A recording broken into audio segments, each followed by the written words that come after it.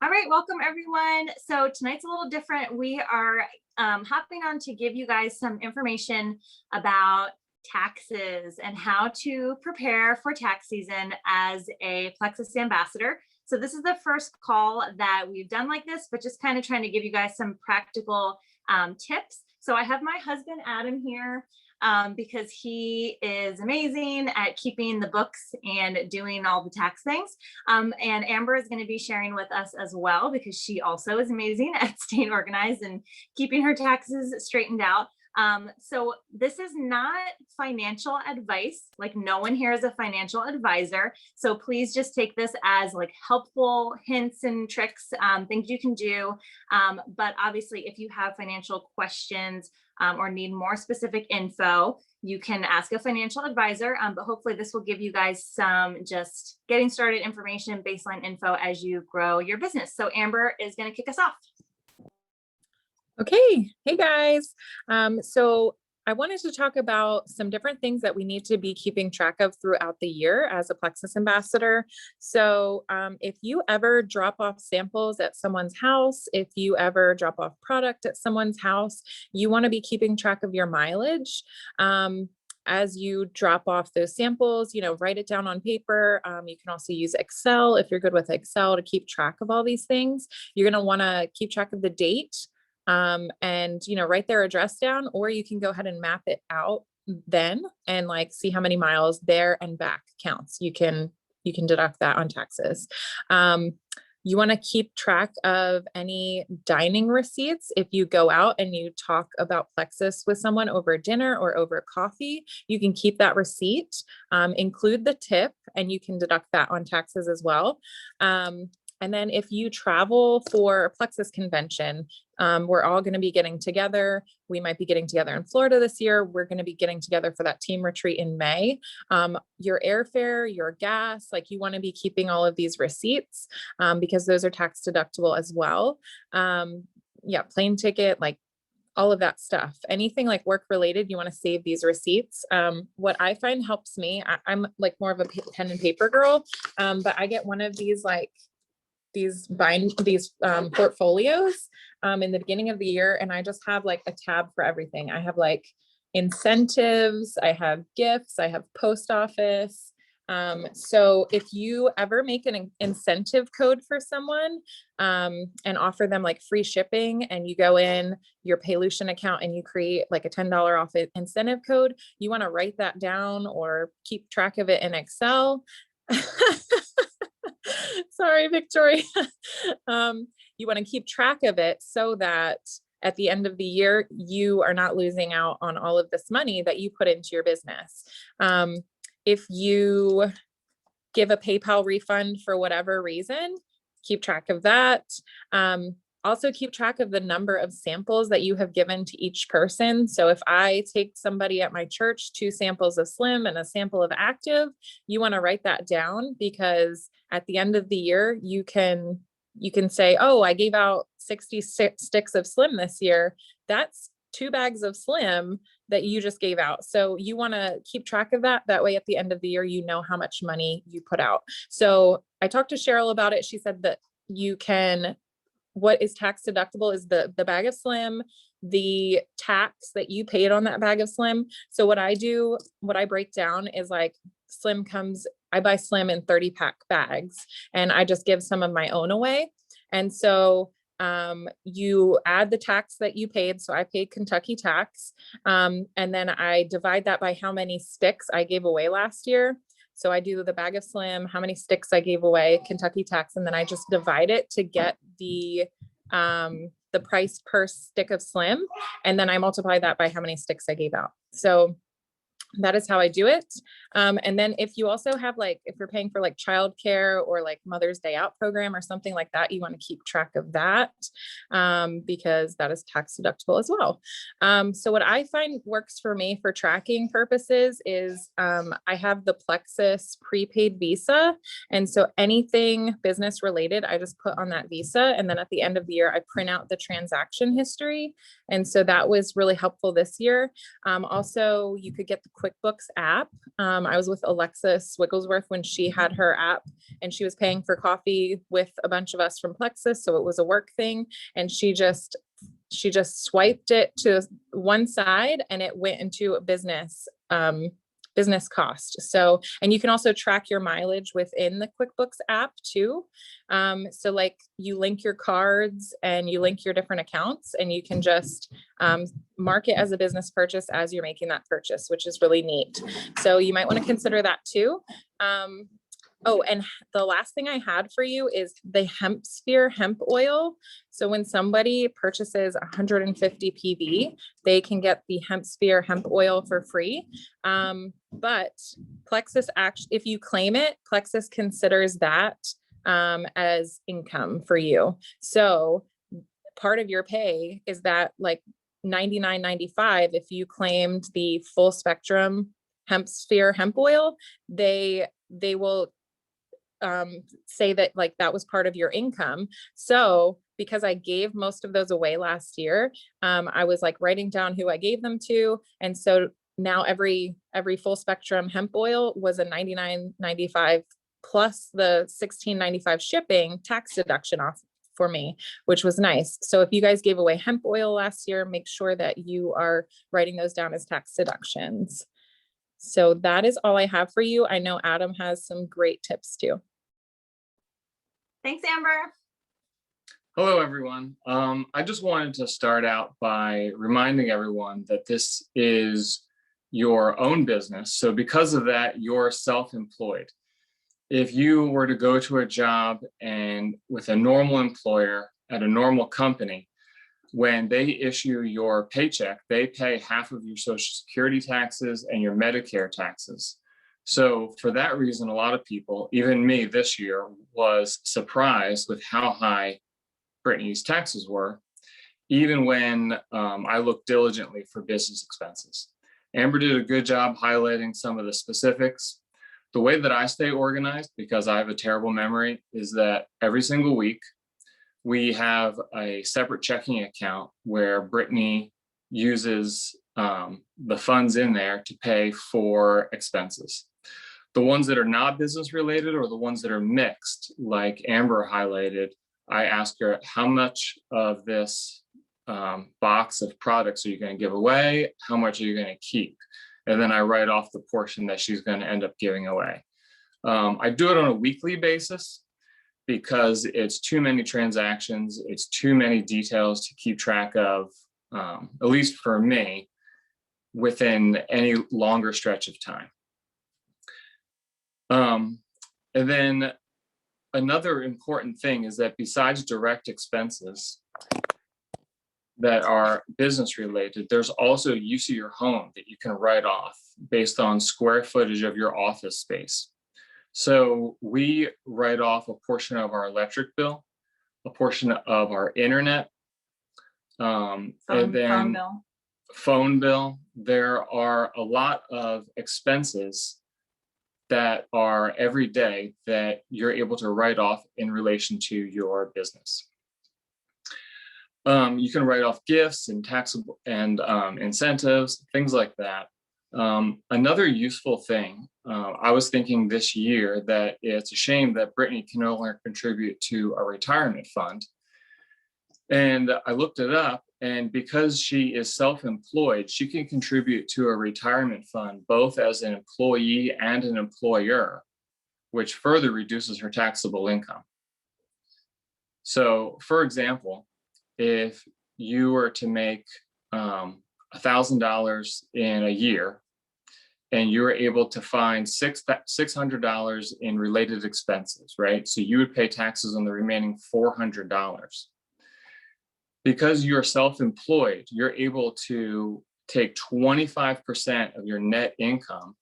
So in this example, it would be $100, put it into a retirement account, and then you're only taxed on $300 instead of $400.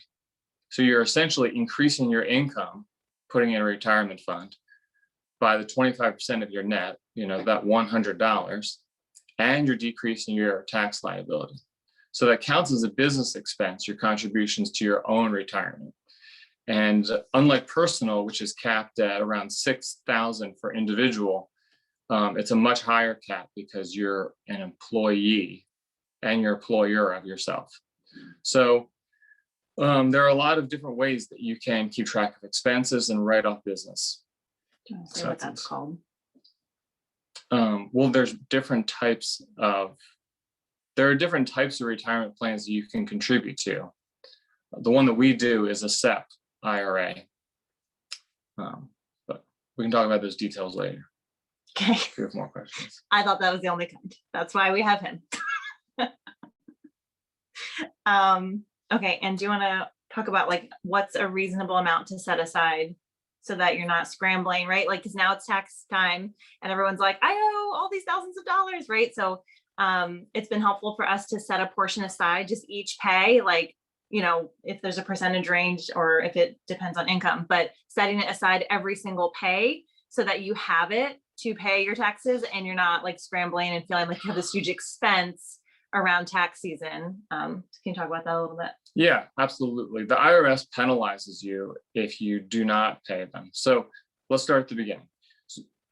Every single paycheck, if you are a normal W-2 wage earner, you're working at, you know, Amazon and collecting a paycheck, they take taxes out of every single pay in an effort to gauge what your future tax liability is going to be at the end of the year. And then around this time, you have to figure out what that exact number is, and then you pay the difference or you get a refund for that difference. When you're self-employed, you need to do the same thing. And the best way to do it is that you take a portion of the gross income, every single pay, and you put it aside. At a certain income level, you need to pay the IRS quarterly because you're not paying them every single week or every other week like you would as a W-2 wage earner. But as far as a specific percentage, I don't want to give a number, but if you figure out what tax bracket you're in and then add another 10 or another 5 or 10%, that would be a good gauge of what you should be setting aside off of that top line, what you actually receive from Plexus every single month. That should be set aside and put into an account. And then you can talk with your tax preparer if that money should be paid quarterly or if you can wait until the end of the year. But there are certain percentages that if you don't fall into, you'll pay a penalty to the IRS. Can I jump in here? Yeah. Okay, so back in 2018, I did my taxes with TurboTax and I did not check the box that was self-employed. So it's 15.3% that the IRS tax on to everyone who's self-employed. So you have to make sure that you check that box, that self-employed box, because like Adam said, Medicare and Social Security is not taken out of our pay. So that is why we're paying it after the fact. Self-employed, we have to pay it after the fact. So when you start owing money to the IRS, in my opinion, that is when they start making you pay quarterly. So starting this past year, after I was Ruby, I had to start sending in quarterly payments to the IRS. And then now, every time I get paid, I set aside 20% of my pay as soon as I get paid so that I'm not scrambling come tax time, wondering where I'm going to come up with the money that I owe them.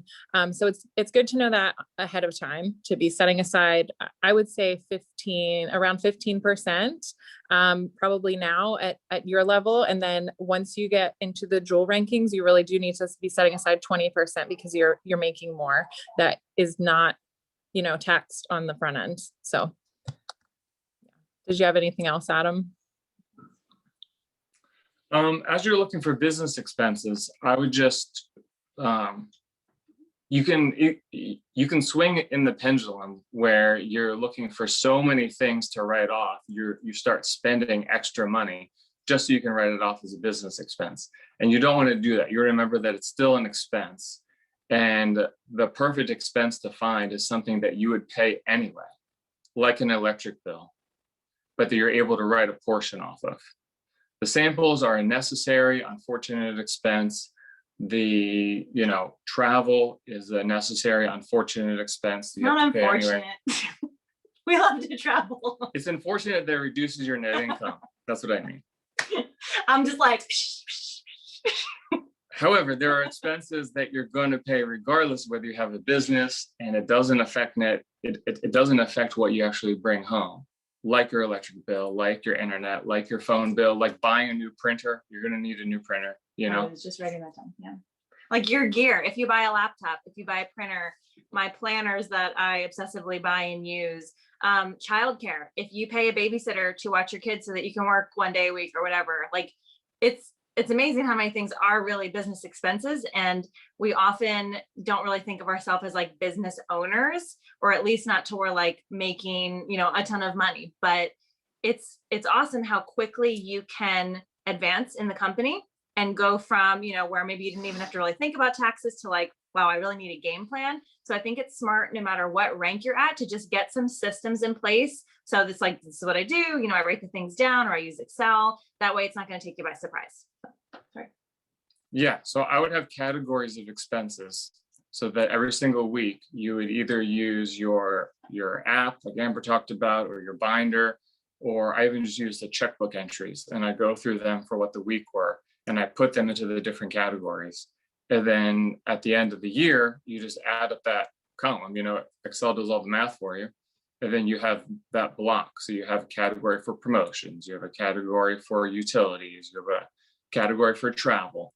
And then you're just able to send that list to the IRS, to your tax preparer, with related receipts if you need them. And then this way you can just stay organized. It only takes like an hour each week and you stay up to date. The other thing is that once you're setting aside money for your income taxes, I would also be setting money aside for your contribution to the retirement fund. That's really valuable for your future, but you can also get rid of a lot of tax liability by setting that money aside. And it's kind of like double income. You have the money and then you're also setting it aside. And so you're not getting taxed on it. Do you make interest in those accounts too? When you set it aside, you should find a high interest savings account because it's going to sit all year. Well, or at least until if it's due quarterly based on your income level. And then you collect interest on. You got to pay tax on the interest. But. Right. Okay. Also, like I'm just new things are popping into my head. Rank up gifts that you send, or if someone adds an ambassador and you send earrings, like all those transactions are business expenses. And if you use Paylution, so Amber mentioned like incentive codes counting as a business expense, there's like a history tab in Paylution. So I try to use Paylution like not to pay for my own products because you can do that, but just to send incentive codes. So that way when I go to history, it's almost like a checkbook, right? It's like a straight transaction of all business expenses, because that's really easy then to hand to Adam and he can I'm really lucky to have him balancing my books. It's really nice. I don't really love Paylution because it's a whole year worth of transactions that I need to sort through. We're gonna do it monthly though now. She tries to do the majority of them through the checkbook because then I'm able to do it weekly. So that's what I would say. I would say do it in as small chunks as possible. If you can do it weekly, then it's manageable to keep everything organized. Anything else? Okay, so I guess we'll open it up for questions if you guys have any. Anyone want to unmute and ask any questions? Yeah, go ahead, Steph. Okay. Amber, I have a question about these samples. How do you keep track, like a paper trail? Like, do you just keep track of how many you send out throughout the year and then you just write off one of your bags of Slims then? Or I guess, how do you keep I'll a paper show you trail for that? So I'll show you. I'm at my desk every time I'm mailing out a sample. So I just have a piece of paper and I write the date, the person's name, and then I put a cup on this. This is terrible. This is, but this is what I do. This is how I keep organized. So I write their name and then how many sticks of what I send them. Okay. And then at the end of the year, I total up. I sent 71 sticks of active last year, that many sticks of Slim, and then I put a total on it. Okay. So yeah. You don't have So- to turn in any receipt for that, for those sticks No. or anything. You just send them that number. Like you just broke Yeah. it down to what each one costs. Okay. Yeah. Yeah. And like down here, I broke down like, okay, I bought 2 bags of active is 56.95, 30, I'm getting 30 for 56.95. I add my state's tax and then I divide that by 30. And so it's like 207 a stick. Okay. Yeah. Okay. Thank you. You're welcome.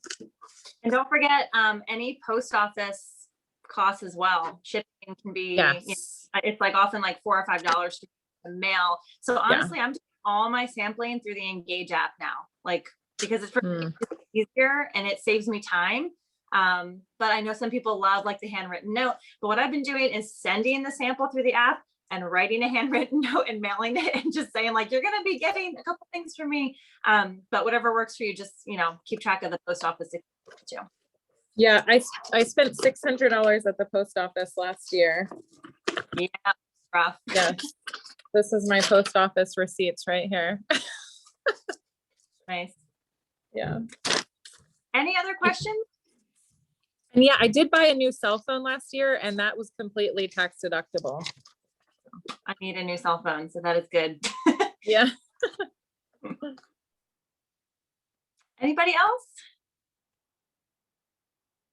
Well, we will definitely make this recording available so you guys can send it out. It's definitely helpful for like up and coming people who are, working the business.